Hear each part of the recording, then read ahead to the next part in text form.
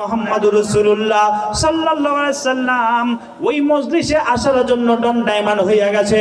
এমন সময় বিশ্ব নবীজির সাহাবী হযরত আবু বকর নবীজির সামনে দাঁড়ায় গিয়ে বলে, নবী গো, ওইখানে আপনার যাওয়া যাবে না গো নবী। ওইখানে গেলে আমি শুনতে পেরেছি 12,000 সৈন্য সামন্ত নিয়া ওই মিশরের বুক থেকে হাবিব ইবনে মালিক আপনার বিচার কার্য সম্পাদনের জন্য এসে গেছে। ওগো পয়গম্বর, আপনাকে আমি যাইতে দেব না। আমার বন্ধুরে আল্লাহর নবীজিকে আবু বকর বাধা দেয়। নবীজি আমার ডাক দিয়ে বলে, আবু বকর, আমার আল্লাহ আমাকে সাহায্য করবে। চিৎকার দিয়ে বলি আল্লাহু আকবার।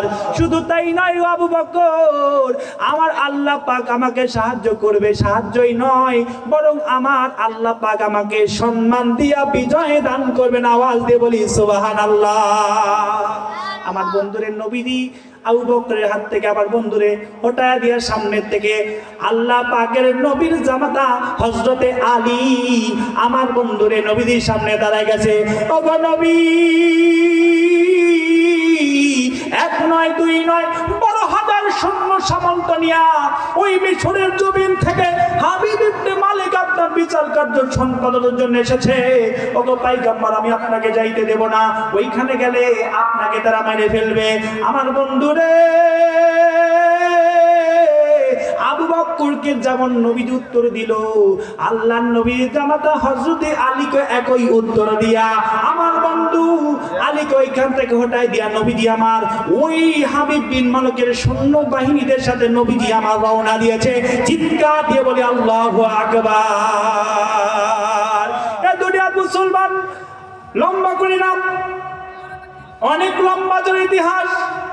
আমার ভাইরা রে, নবীজি আমার রওনা দিয়েছে। এত এত পরিমাণ লোক, হাজার হাজার মানুষ আমার বন্ধুরে নবীজিকে মারা, নবীজিকে বিচার কার্য সম্পাদন করার জন্য দেখতে আসছে। আমার বন্ধু নবীজি মঞ্চের সাইড থেকে আসবে, জায়গা নাই। আমার বন্ধু বাম সাইড দিকে আসবে, জায়গা নাই। পিছন দিক দিয়ে আসবে, জায়গা নাই। আমার বন্ধু নবীজি সিদ্ধান্ত নিয়ে নিল মঞ্চ বরাবর সামনে রাস্তা দিয়ে আমার নবীজি আসবে। আজব একটি বিষয় হলো, আল্লাহর নবীজিকে হাবিব বিন মালিক আগে জীবনে কখনো দেখে নাই। আল্লাহু আকবার বলেন। আমার বন্ধুরা নবীজিকে দেখে নাই হাবিব বিন মালিক। এমন অবস্থায় কি করবে? দুনিয়ার মুসলমান, নবীজিকে দেখে নাই। নবীজি ওই লোকগুলার মধ্য দিয়া ফাড়ি দিয়া দিয়া নবীজি আমার মঞ্চের দিকে অগ্রসর হয়। আল্লাহু আকবার বলি। আল্লাহর নবীজি অগ্রসর হইতাছে। আমার বন্ধুরে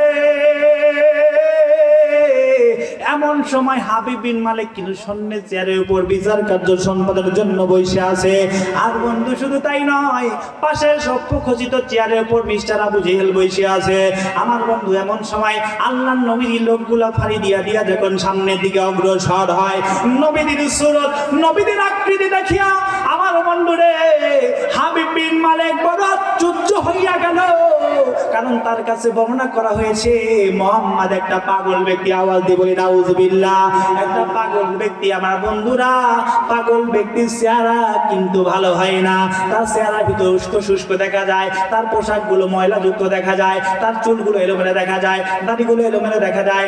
আমার বন্ধুরে হাবিব বিন মালিক দেখে ওই মুহাম্মাদের যে সুরত, মুহাম্মাদের যে আকৃতি, আমার বন্ধু যেই মানুষ দেখবে সেই মানুষই পাগল হয়ে যাবে। আল্লাহু আকবার।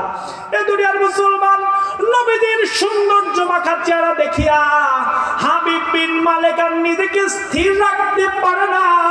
স্থির রাখতে না পারিয়া বন্ধুরে নবীজি যখন মঞ্চ বরাবর এসে মঞ্চের উপর যখন নবীজি উঠে গেছে, আমার বন্ধুরে এমন সময় আমার বন্ধুরে এ দুনিয়ার মুসলমান